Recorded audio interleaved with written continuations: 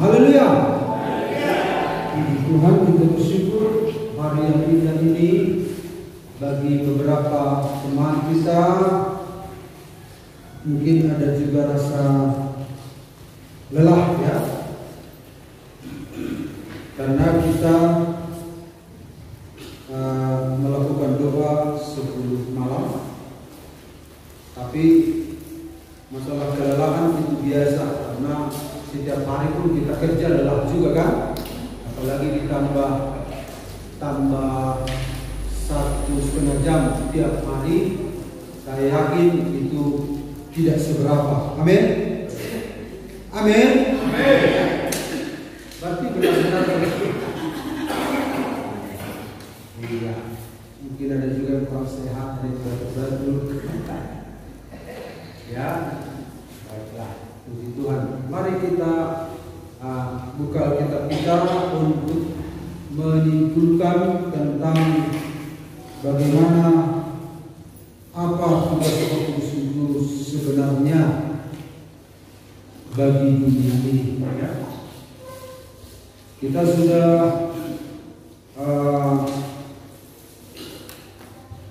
mengalami kuasa Roh Kudus selama 20 malam, dan tugas Roh Kudus secara pribadi kita sudah memahaminya.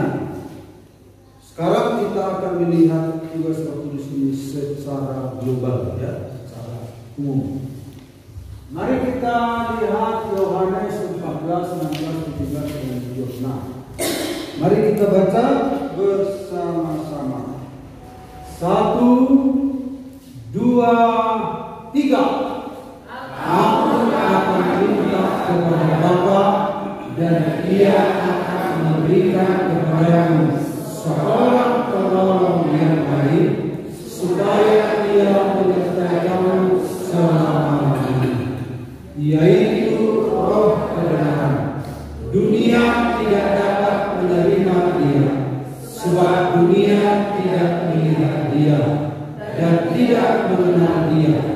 Tetapi kamu mengenal Dia, sebab Ia menyertai kamu dan akan diam di dalam kamu. Tetapi penghibur, yaitu Roh Kudus, yang akan diutus oleh Bapa dalam namaku, Dialah yang akan mengajarkan segala sesuatu kepadamu, dan akan mengingatkan kamu akan semua yang telah kukatakan kepadamu. Ayat berikut ketika jikalau penghibur yang akan kuutus dari Bapa datang, yaitu Roh kebenaran yang keluar dari Bapa, Ia akan bersaksi tentang Aku. Namun benar yang kukatakan ini kepadamu adalah lebih berguna bagi kamu jika Aku pergi. Sebab jikalau Aku tidak pergi, penghibur itu tidak akan datang kepadamu. Tetapi jikalau Aku pergi, Aku akan mengutus Dia kepadamu. Tetapi apabila Ia datang, yaitu Roh kebenaran, Ia akan memimpin kamu ke dalam seluruh kebenaran. Sebab Ia tidak akan berkata-kata dari dirinya sendiri, tetapi segala sesuatu yang didengarnya, itulah yang akan dikatakannya, dan Ia akan memberikan kepadamu hal-hal yang akan datang. Memberitakan. Puji Tuhan. Nah, Bapak Ibu, kita sudah mengulang-ulang ayat ini selama 20 malam ya. Jadi dalam ayat yang ke-26 kita melihat dengan jelas ada Tritunggal di sini ya. Jikalau penghibur, yaitu Roh Kudus, yang akan kuutus, yaitu Yesus, dari Bapa. Ya, jadi dalam satu kalimat ini saja kita bisa melihat Tritunggal, yaitu Roh kebenaran yang keluar dari Bapa. Ia akan bersaksi tentang Aku. Jadi dua kalimat ini dengan begitu jelas menyingkapkan bahwa Allah kita itu Allah Tritunggal. Amin. Nah, jadi saudara-saudara, ini Allah kita adalah satu, yaitu Bapa. Ya, hanya ada satu Allah saja, yaitu Bapa. Tetapi di dalam diri Bapa ini berdiam Firman dan Roh Kudus. Jadi Firman dan Roh Kudus, ketiga pribadi ini memiliki kesadaran masing-masing. Ya, jadi makanya Yesus mengatakan keluar dari Bapa. Jadi datangnya ini saya buat begini, datang ini Bapa, datang dari Bapa. Firman juga diutus dari Bapa, Roh Kudus juga datang dari Bapa dalam namaku. Jadi benar seperti yang pengakuan imam orang Yahudi bahwa Allah itu Esa, Allah itu Ehad, ya, Esa, satu. Di dalam dirinya yang satu itu ada Firman, ada Roh. Jadi Firman dan Roh ini satu jenis, satu hakikat, ya, bukan, kalau jenis kurang tepat, ya, setara. Ya. Karena kenapa setara? Karena Allah tidak mungkin tidak setara, ya.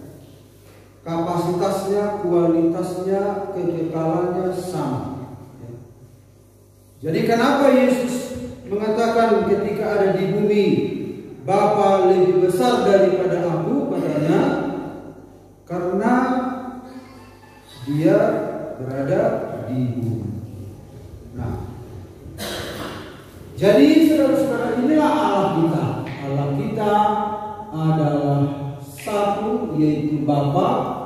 Di dalam Dia ada Firman, ada Roh Kudus. Nah, jadi kita sudah pernah melihat untuk menyelamatkan manusia, Firmanlah yang menjadi manusia. Kemudian Dia setelah selesai mengadakan penyucian dosa, Dia mati di kayu salib, Dia memikul segala dosa pelanggaran manusia, Dia menerima hukuman di dalam dirinya mewakili manusia, dan Dia mati, Dia bangkit, Dia naik ke surga.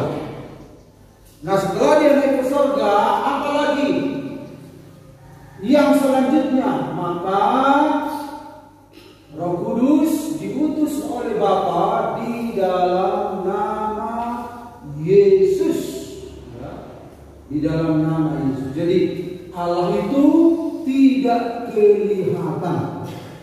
Saya perlihatkan supaya kita bisa tertolong imajinasi kita tentang Allah itu. Tetapi sesungguhnya Dia tidak kelihatan.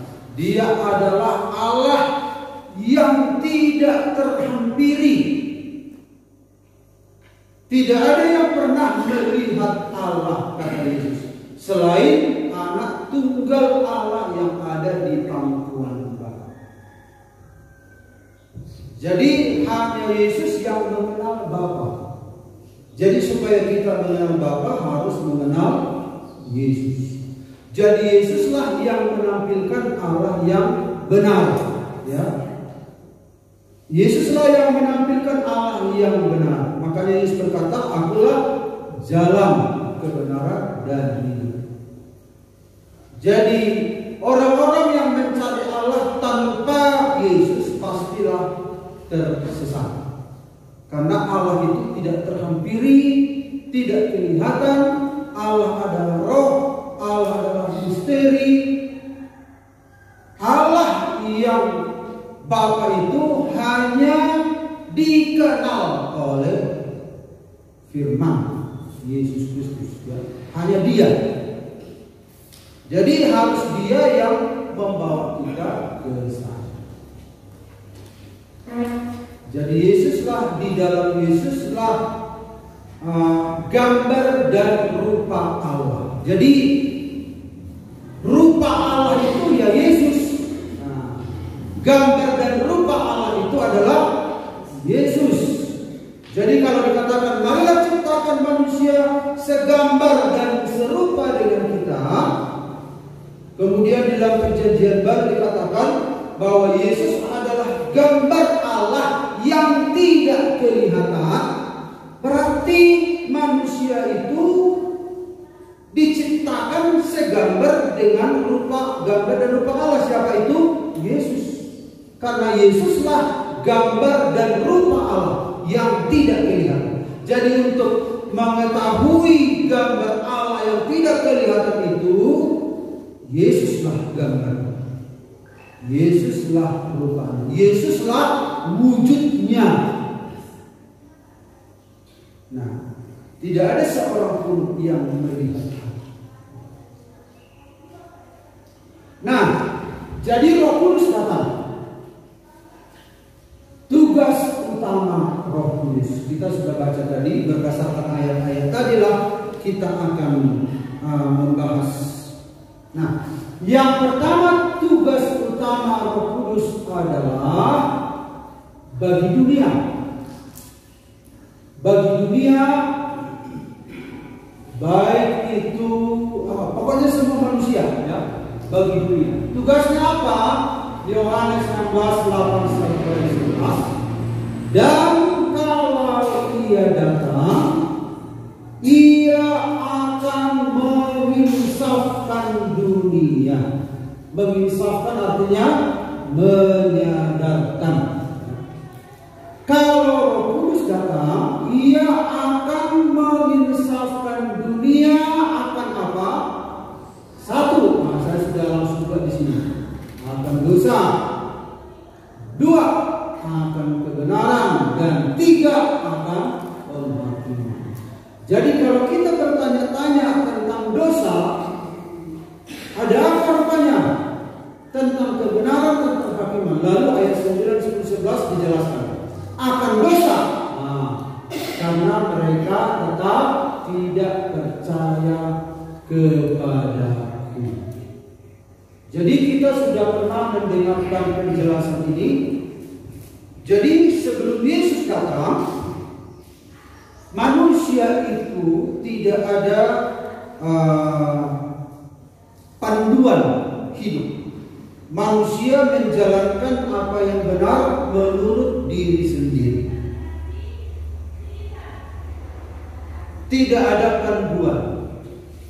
Kemudian dikirimlah hukum Taurat sebagai panduan kehidupan. Jadi hukum Taurat ini bagaikan cermin yang memberitahukan, oh ternyata aku berdosa ya. Jadi orang menyadari dia berdosa ketika melihat cermin hukum Taurat ini. Jangan membunuh, jangan mencuri, jangan dosa itu ya. Sebelum itu manusia melakukan apa yang benar menurut diri sendiri. Nah, ketika hukum Taurat datang sebagai panduan, sebagai undang-undang, sebagai hukum moral, gitu.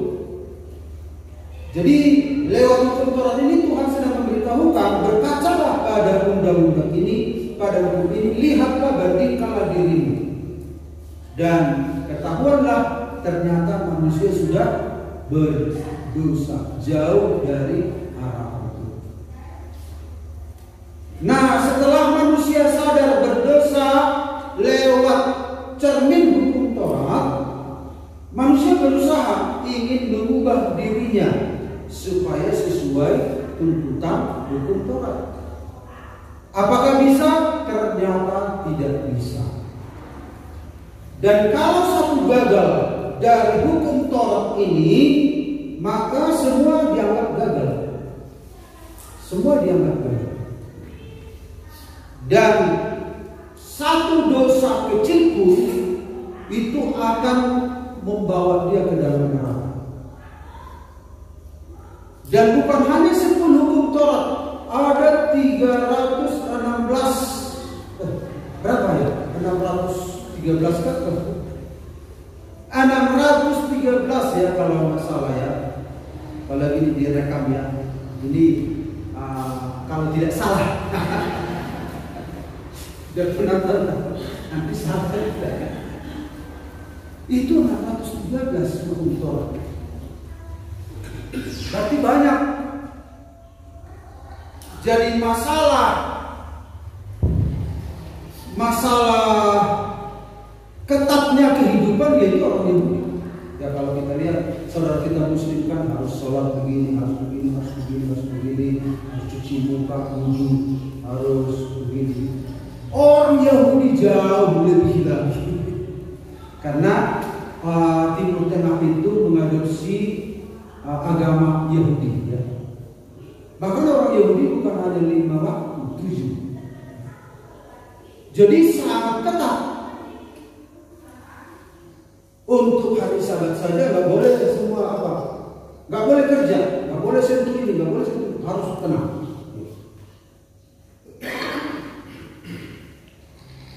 Jadi sangat ketat. Dan siapa yang bisa melakukan?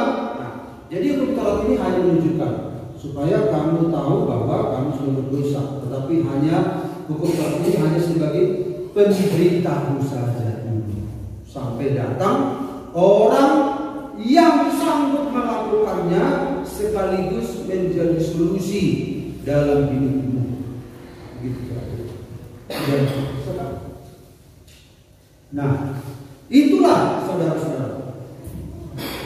Jadi ketika Yesus datang, maka Yesus menjadi pembeda ya, antara dia dan manusia.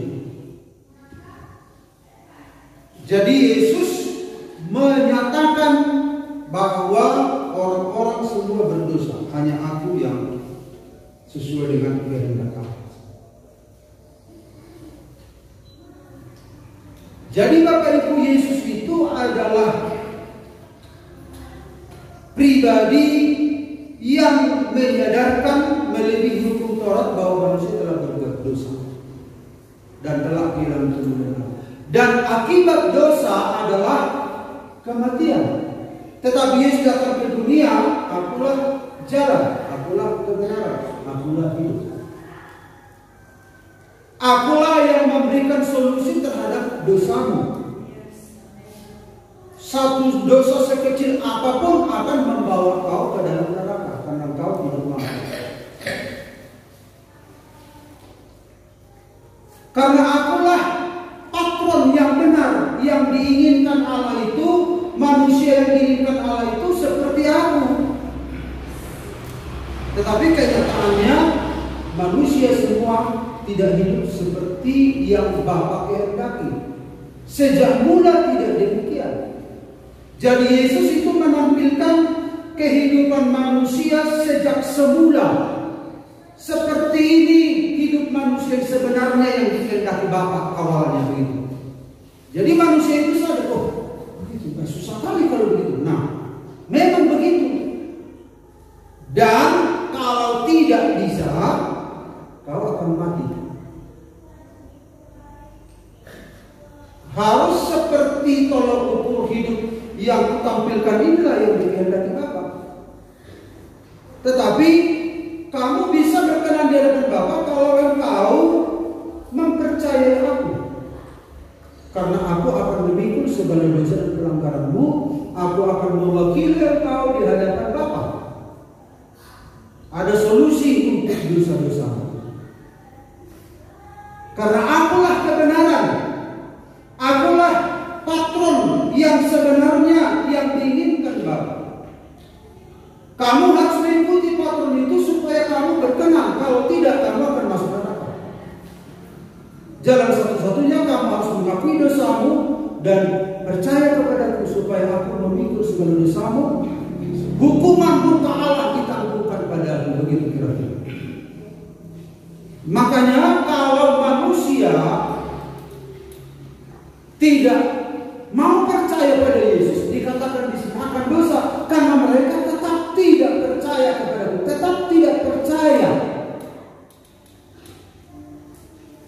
Lalu yang kedua, akan kebenaran. Karena aku pergi kepada Bapa dan kamu tidak melihat aku lagi.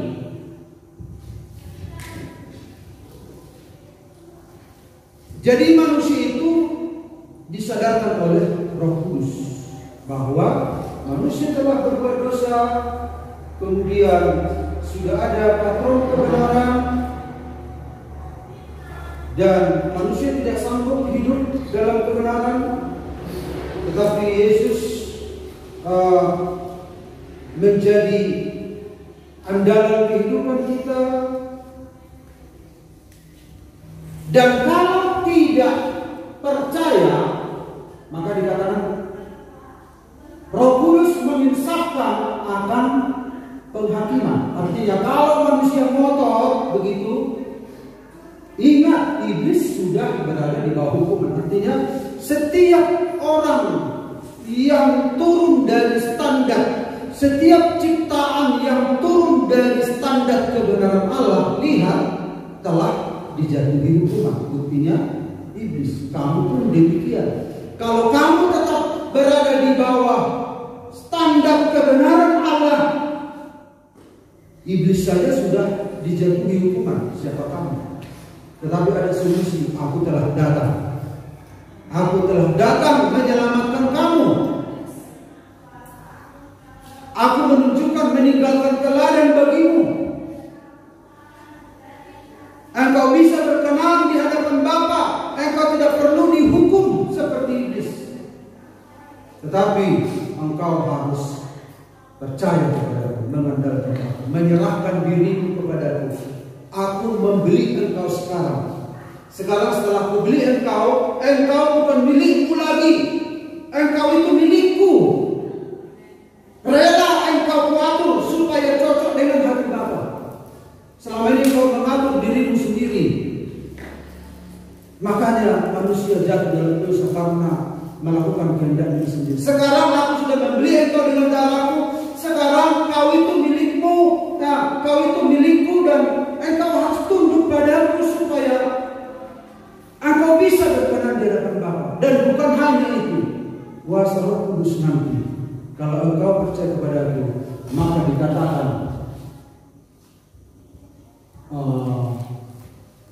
Roh Kudus akan memimpin kamu ke dalam seluruh kebenaran. Jadi ternyata masih ada di antaranya. Bagi dunia harus disadarkan dalam 3 hal: dosa, kebenaran, penghakiman. Akan dosa karena mereka tetap tidak percaya kepadaku, akan kebenaran karena aku pergi kepada Bapa dan kamu tidak melihat aku lagi, akan penghakiman karena penguasa dunia ini telah dihukum. Jadi aku telah datang. Aku datang dari Bapa, datang ke dunia dan kembali kepada Bapa. Nah, jadi kalau engkau percaya kepadaku, maka Yesus berkata, Roh Kudus diberikan bagi orang percaya. Ya. Yang kedua, tugas Roh Kudus setelah Roh Kudus menyadarkan dunia, termasuk kita.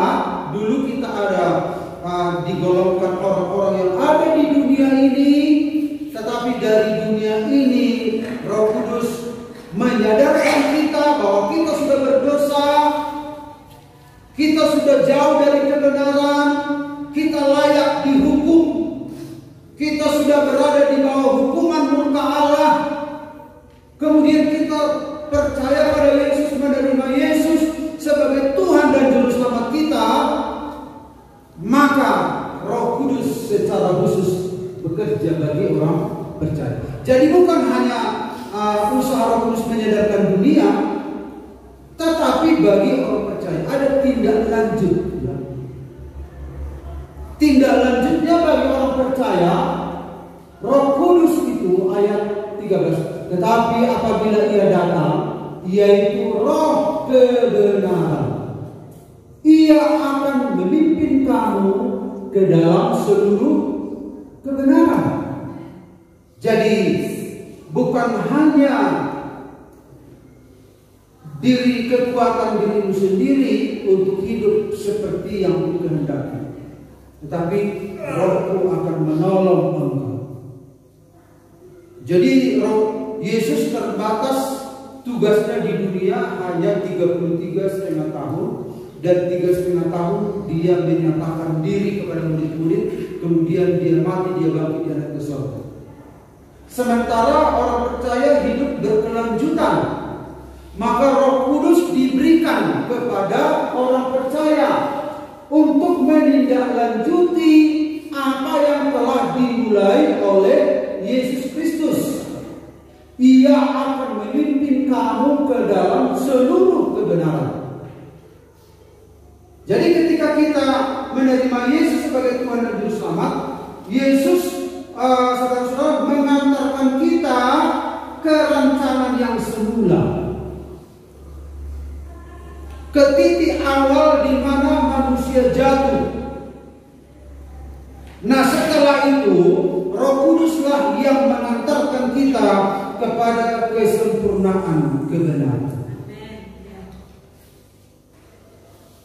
Seberapa banyak pun generasi-generasi di dunia ini, Roh Kuduslah yang bertanggung jawab memimpin orang percaya ke dalam seluruh kebenaran. Yang kedua, ia tidak akan berkata-kata dari dirinya sendiri, tetapi segala sesuatu yang didengarnya, itulah yang akan dikatakannya. Dan yang ketiga, ia akan memberitakan kepadamu hal-hal yang akan datang. Jadi kita melihat di sini Bapak Ibu, ada 3 pekerjaan Roh Kudus lewat ayat ini bagi dunia.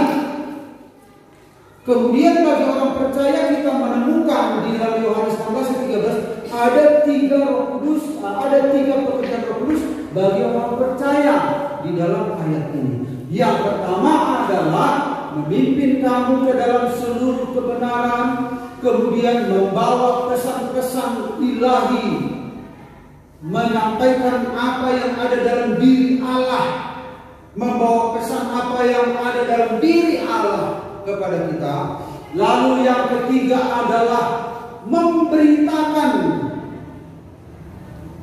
saudara-saudara, menjadi informan, istilahnya sumber informasi tentang kebenaran hal-hal yang akan datang. Jadi orang yang percaya pada Yesus itu begitu dituntun sedemikian rupa. Allah Tritunggal begitu hebat membackup orang percaya itu. Roh Kudus itu menuntun, memimpin kepada seluruh kebenaran. Kemudian Roh Kudus itu menerima pesan apa yang ada di dalam diri Bapa itu.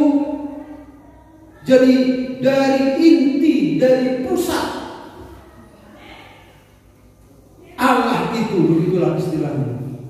Jadi Roh Kudus itu membawa pesan-pesan ilahi yang murni dari Allah sendiri. Kemudian Roh Kudus itu menginformasikan kepada orang-orang yang percaya kepada Yesus, meneguhkan apa yang akan terjadi di hari yang akan datang. Jadi begitu hebat Roh Kudus itu membackup kekristenan, membackup perjalanan hidup dari A sampai Z, perjalanan orang percaya sampai Tuhan datang. Haleluya. Luar biasa. Nah, mari kita lihat Bapak Ibu yang pertama, kalau sempat ya. Kalau tidak sempat, Bapak boleh buka. Yang pertama, memimpin ke dalam seluruh kebenaran. Memimpin di dalam bahasa lainnya pemandu, memimpin di jalan, menunjukkan arah. Dia bagaikan guide ya. Misalnya kita tidak tahu jalan, tetapi dia menjadi pemandu kita. Makanya ada nyanyian, peganglah tanganku Roh Kudus. Dia memimpin kita. Ada nyanyian lagi, Roh Kudus pimpinlah, pimpinku di perjalanan. Perjalanan kita masih panjang. Ada di hadapan sana ada jebakan-jebakan. Ada jebakan-jebakan yang ingin kita, menggugat kita sebagai anak Allah. Makanya Paulus berkata, siapakah yang menggugat kita?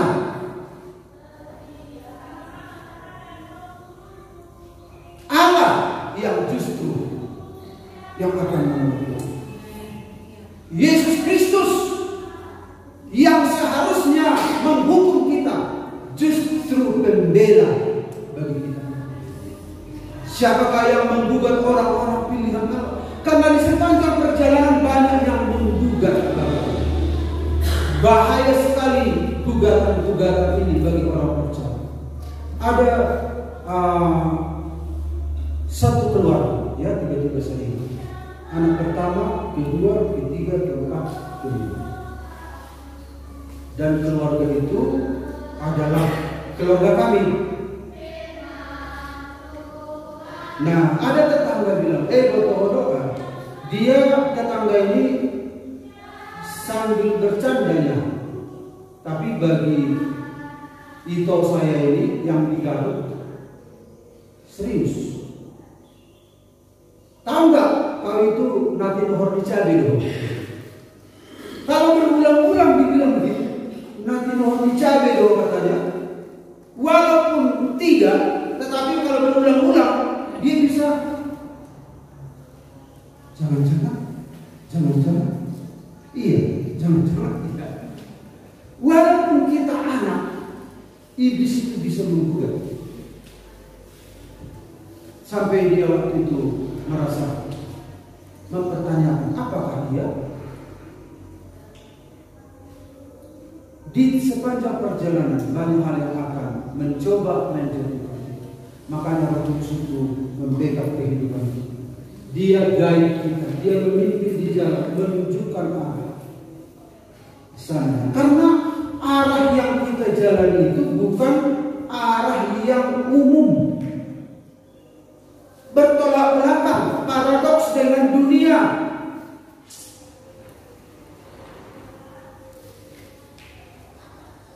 Kalau engkau disakiti, kau harus menyakiti, itu dunia. Tapi Roh Kudus berkata, bukan itu jalan sekarang. Jalanmu, kalau engkau disakiti, engkau harus mengampuni. Artinya berbeda.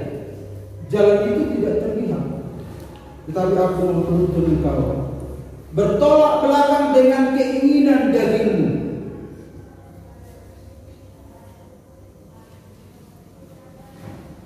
Jalanmu tak terselangi hal-hal yang tidak mungkin dilakukan oleh daging. Tapi Roh Kudus memimpin, dia adalah guide. Kita harus tunduk kepada guide ini. Kita harus mendengar, inikah kata kita. Tapi Tuhan bilang iya, ini. Yang ku tahu bukan ini. Ya, aku kan Roh Kudus, Roh kebenaran. Kau mau kemana? Kepada kebenaran Allah atau kepada kebenaran dirimu sendiri? Kemudian yang kedua adalah Roh Kudus itu bagaikan guru, pembimbing, pelatih, pengajar. Dia mengajari kita seperti kita seorang anak sedang melatih kita melakukan sesuatu. Kalau kita bayangkan inilah Roh Kudus itu, kita diajari begini dan caranya. Kita diajari, tegakkan tanganmu, luruskan matamu. Roh Kudus itu bagaikan guru yang mengajar.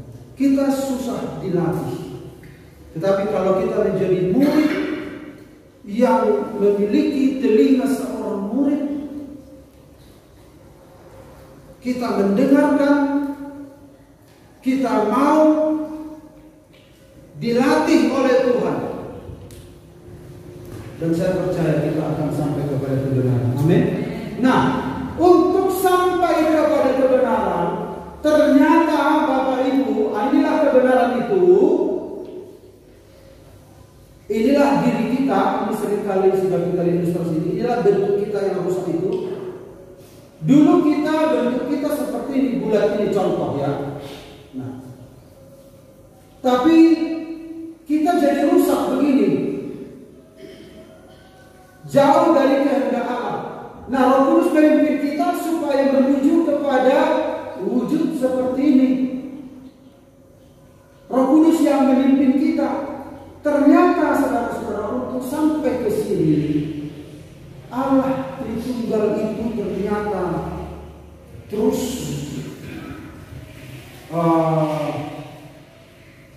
memberikan. Jadi Allah itu memberi, ya.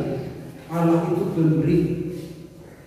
Dan pemberian yang paling mahal berharga itu adalah memberikan putra tunggal.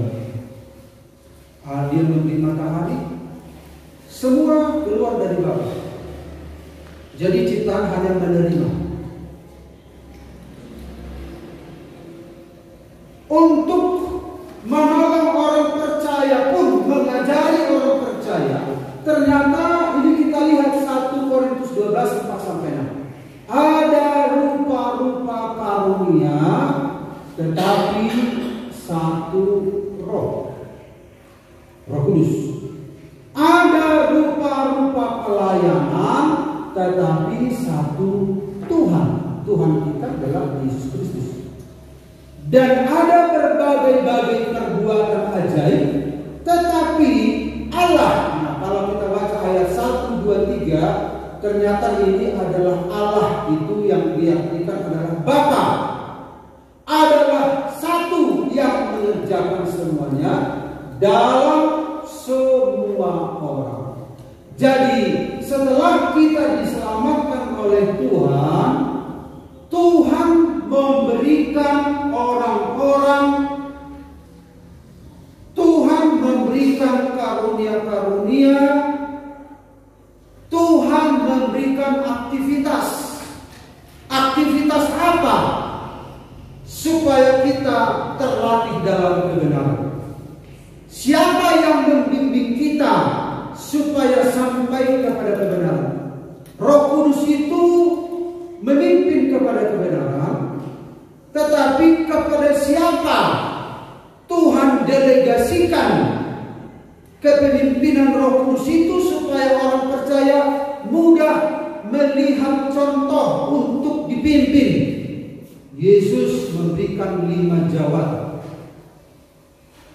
Orang-orang percaya juga diberikan karunia-karunia. Mari kita lihat Bapak Ibu, ini 1 Korintus 12 ayat 4-6 kita sudah lihat tadi. Ayat 4 tadi dikatakan sumbernya adalah Roh Kudus. Ada 3 sumber. Ternyata 3 pribadi Allah kita ini memberikan support kepada orang-orang percaya supaya benar-benar untuk memastikan orang percaya itu sampai kepada kebenaran. Support dari Roh Kudus itu jenis pemberiannya adalah berbagai karunia. Sementara Yesus jenis pemberiannya adalah berbagai jabatan dalam gereja. Allah Bapa jenis pemberiannya adalah berbagai karya, pekerjaan, aktivitas orang percaya itu untuk merangsang dia hidup dalam kebenaran. Apa aktivitasnya? Bapa memberikan itu. Nah, mari kita lihat lebih jauh. Nah, referensi ayatnya tolong dibaca kalau yang ini. Nanti 1 Korintus 12 4-11, Matthew membaca dengan suara yang keras. 1 Korintus 12 4-11, Efesus 4 11-13 itu Yeskiel, Roma 12 6-8 Gabriel. Oke, siap? Ya. Matthew, Kiel, Gabriel. Ini orang-orang muda kita semua orang-orang. Oke, silakan. 1 Korintus 12 ayat 4-11. Ada rupa-rupa karunia tetapi satu roh, dan ada rupa-rupa pelayanan tetapi satu Tuhan, dan ada berbagai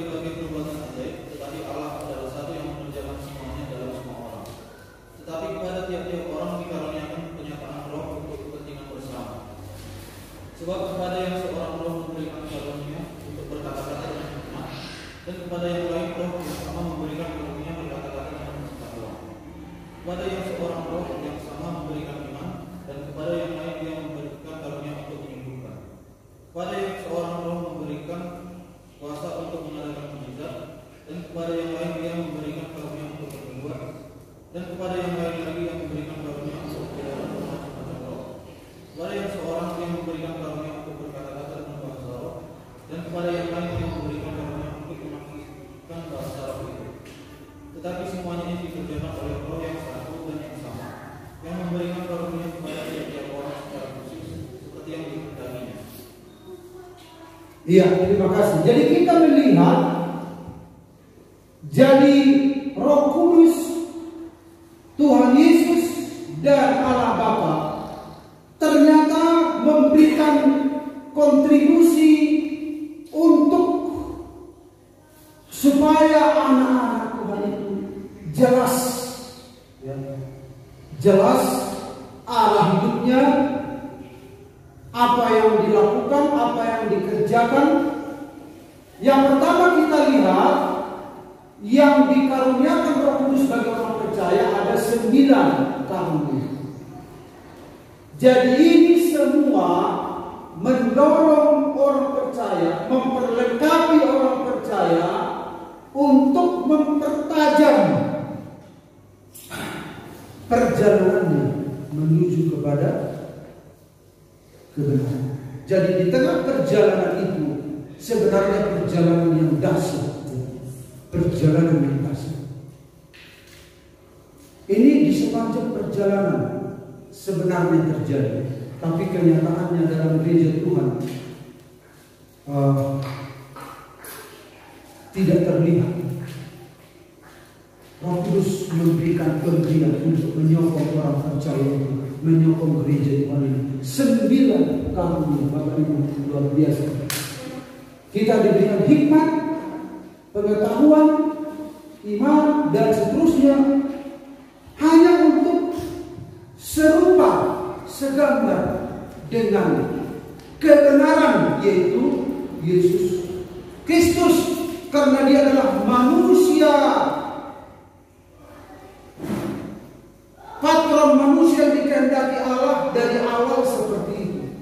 Jadi untuk manusia, mensupport manusia ke arah itu, ada ini Bapak Ibu. Lalu Yesus Kristus, coba Efesus 4 ayat 11 sampai 13. Efesus 4 ayat 11 sampai 13. Dan dialah yang memberikan mulai rasul-rasul maupun nabi-nabi, berpemberitaan pemberitaan Injil maupun gembala-gembala dan pengajar-pengajar untuk pelan baca. Soalnya yang kau baca untuk kepentingan semua orang, bukan untuk kepentingan. Pelan, jelas vokalnya ya. memperlengkapi orang-orang kudus baik pekerjaan bagi pembangunan tubuh Kristus sampai kita semua telah mencapai kesatuan iman dan pengetahuan dan benar tentang anak Allah, kedewasaan penuh dan tingkat pertumbuhan yang sesuai dengan kebutuhan Kristus. Wah, luar biasa. Coba diulangi lagi. Efesus 4:11 saya baca ya supaya karena Kiel masih konsentrasi dengan bassnya, suaranya. Kunci apa nanti aku dulu. Efesus 4 ayat 11. Efesus 4 ayat 11. Dan ialah yang memberikan baik rasul-rasul. Jadi ada 5 kontribusi Yesus Kristus untuk membawa orang percaya kepada kesempurnaan. Dan ialah yang memberikan baik rasul-rasul 1, nabi-nabi 2, pemberita Injil 3, gembala-gembala 4, pengajar-pengajar 5. Untuk apa?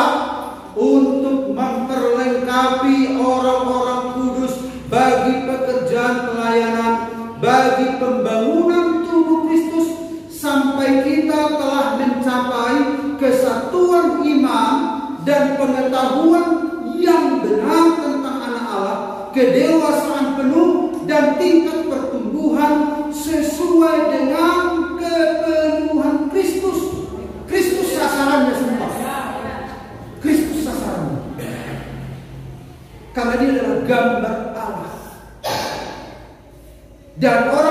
percaya ditargetkan segambar dengan Allah, yaitu Yesus Kristus. Dan Yesus sendiri memberikan kontribusi dengan mengangkat rasul, nabi, penginjil, gembala, pemaja. Tritunggal mengambil bagian tersebut. Kemudian yang berikut Roma 12:6-8, silakan. Roma 12 ayat 6-8. Kita mempunyai karunia yang berlari menurut kasih karunia yang dianugerahkan kepada kita. Jika karunia itu adalah untuk berbuat baiklah kita melakukannya sesuai dengan iman kita. Jika karunia untuk melayani, baiklah kita melayani. Jika karunia untuk mengajar, baiklah kita mengajar. Jika karunia untuk menasihati, baiklah kita menasihati. Siapa yang membagi-bagikan sesuatu, hendaklah ia melakukannya dengan hati yang ikhlas. Siapa yang memberi kepemimpinan, hendaklah ia melakukannya dengan hati. Siapa yang menunjukkan kemurahan, hendaklah ia melakukannya dengan hati. Iya. Jadi setelah manusia percaya kepada anaknya yang tunggal, maka Bapa pun berkontribusi memberikan aktivitas-aktivitas orang percaya itu apa? Selama hidup ini. Aktivitasnya kita sudah melihat berbuat melayani, mengajar, menasihati, membagi-bagikan sesuatu, memberi pimpinan, memberi kelurahan. Ada 9 karunia Roh Kudus, ada 5 jawatan, ada 7 karya aktivitas orang Kristen. Nah, kalau Bapak Ibu total ini ada berapa ini? 21. Sasarannya itu apa? Jadi apa yang akan kulakukan? Begitu. Ini ada aktivitas. Siapa yang memimpin kita? Yesus, karena dia adalah sang pemimpin kepada kehidupan. Dia mendelegasikan tugasnya kepada 5 jabatan. Bagaimana saya bisa ambil bagian di dalam kuasa ini? Maka Roh Kudus memberikan karunia. Kita bukan hanya digiring kepada sesuatu, tetapi kita ambil bagian kepada tujuan itu. Jadi sementara kita berjalan bergerak ke satu titik, sementara di dalam perjalanan kita mengalami pembaharuan. Ada aktivitas. Allah Tritunggal dengan senang hati menyumbangkan kontribusinya untuk seorang anak Tuhan, untuk gereja Tuhan. Bagaimana supaya tidak ada kendala, supaya tidak ada pertanyaan bahwa perjalanan seorang anak Tuhan adalah sebuah kepastian. Dia memberikan segala sesuatu.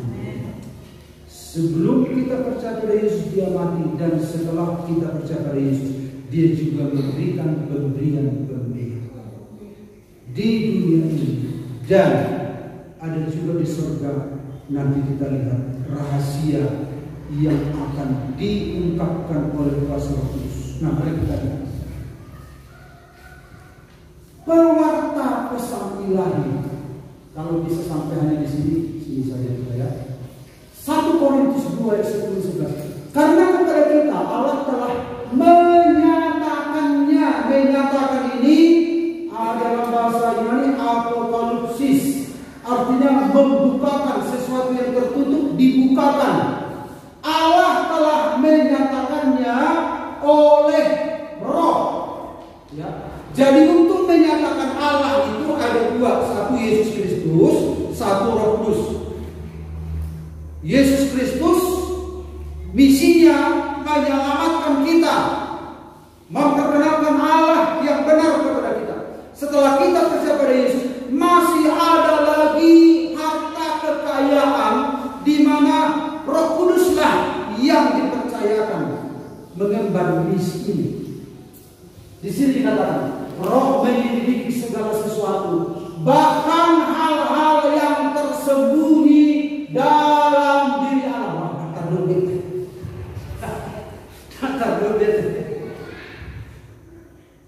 Siapa kita ini? Betapa hebat, terlalu ajaib. Terlalu ajaib. Nah, jadi Roh Kudus menyelidiki, istilah lain mengeksplorasi. Ya, eksplorasi adalah sebuah tindakan penjelajahan untuk mendapatkan informasi tentang sebuah tempat. Jadi Roh Kudus itu mengeksplorasi Allah yang adalah Roh itu dan dibukakan kepada kita. Inilah yang ada dalam diri Bapa. Apa yang akan kau temukan di dalam Dia.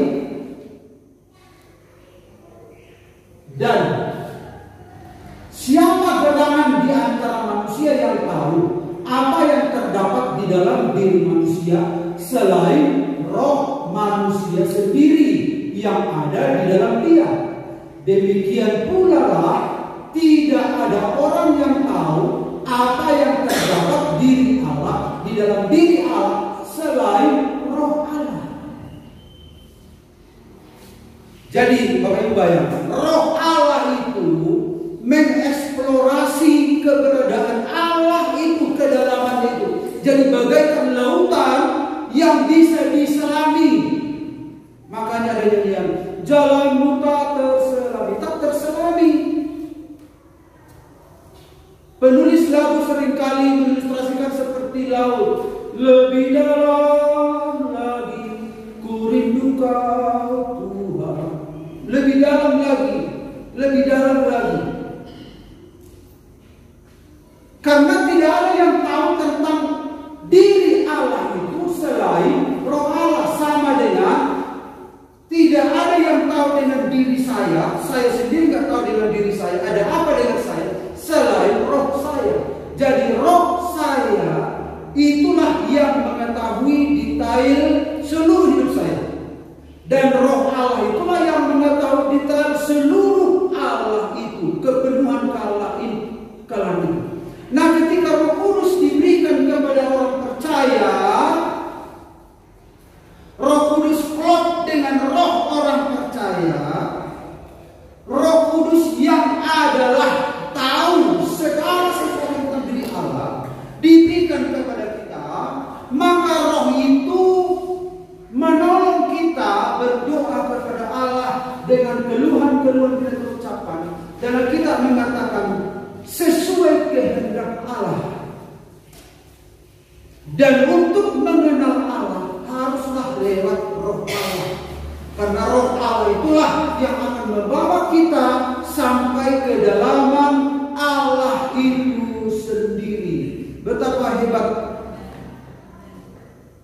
terlalu ajaib, terlalu baik Tuhan itu bagi manusia yang adalah tanah liat. Ternyata itulah rancangan Allah semula.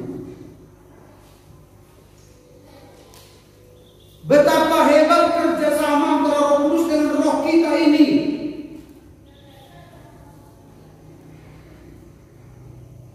Roh kita lah yang memberitahu kepada Roh Kudus tentang keberadaan kita. Dan itu Alkitab mengatakan roh itu, Roh Kudus bersama-sama dengan roh kita berdoa kepada Allah. Dan Allah yang menyelidiki maksud roh itu sesuai kehendak Allah. Artinya sinkron antara Roh Kudus mensinkronkan kerinduan kita dengan hatinya Allah. Disinkronkan.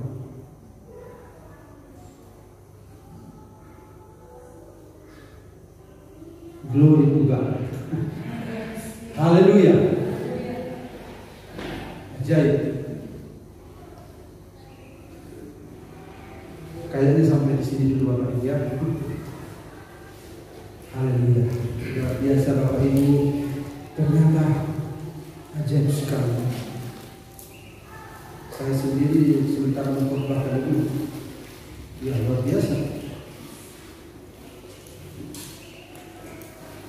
Saudara dan saya sangat dahsyat, sangat luar biasa di hadapan Tuhan. Jadi karena kalau kita menggunakan hidup kita untuk kepentingan dunia, berarti dia belum punya pengalaman, pengenalan yang benar. Ada janji-janji yang berharga lagi yang Tuhan berikan. Kita nggak tahu janji apa, tapi masih banyak dan masih banyak untuk masuk surga saja untuk puji Tuhan. Tapi ternyata jauh lebih dari apa yang kita pikirkan. Maka Paulus berkata, apa yang tidak pernah dipikirkan oleh manusia, apa yang tidak pernah didengar oleh telinga, itu yang Tuhan sediakan. Tidak pernah timbul dalam pikiran, tidak pernah didengar telinga. Itu bicara tentang keselamatan yang ajaib, yang luar biasa. Makanya kalau bisa cepat-cepat ke sana ya, tapi karena masih banyak tanggung jawab ya, nanti kita dibilang gak bertanggung jawab gitu. Apa yang pernah lihat orang yang mati bapak-bapak, anak-anaknya masih kecil-kecil, lalu istrinya langsung bukannya nangis, marah-marah, tega diok, sombong mabuk katanya. Ternyata sombong juga. Nah, tahu-tahu mau dipasang kubur. Ternyata, tapi sebenarnya memang di luar selesai hidup ini puji Tuhan enak juga, tapi kami masih ada tanggung jawab ya. Tuhan tolonglah begitu ya. Karena Paulus bilang hidup Kristus, mati untuk. Aku bingung mau pilih yang mana, tinggal bersama dengan Kristus atau bersama dengan kamu. Karena bagi dia sama saja, tapi aku memilih bersama kamu supaya aku melihat buah itu berkembang. Amin. Amin. Silakan datang dari Bapak. Haleluya. Kita lewatkanlah bagian ini. Sekarang kita nyanyi.